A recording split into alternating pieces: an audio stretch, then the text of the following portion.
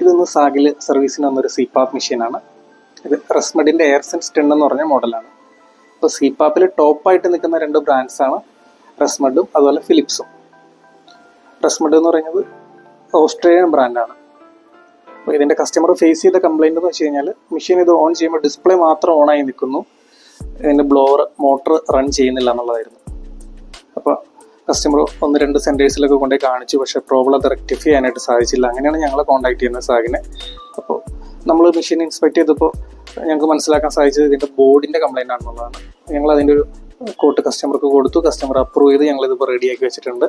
ഇങ്ങനെ നിങ്ങളുടെ ഡിവൈസിനും ഇങ്ങനെ ഒരു ക്വിക്ക് സർവീസ് ആവശ്യമാണെന്നുണ്ടെങ്കിൽ സാഗിനെ കോൺടാക്ട് ചെയ്യാവുന്നതാണ്. ഞങ്ങൾക്ക് board level, chip level service ഇവിടെ അവൈലബിൾ ആണ്.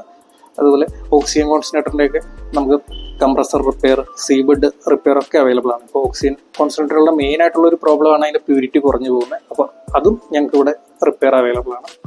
നിങ്ങൾക്ക് സർവീസ് റിലേറ്റഡ് ആയോ സെയിൽസ് റിലേറ്റഡ് ആയോ എന്ത് ആവശ്യങ്ങൾക്കും സാഗ് മെഡിക്കെയറിനെ കോൺടാക്ട് ചെയ്യാവുന്നതാണ്.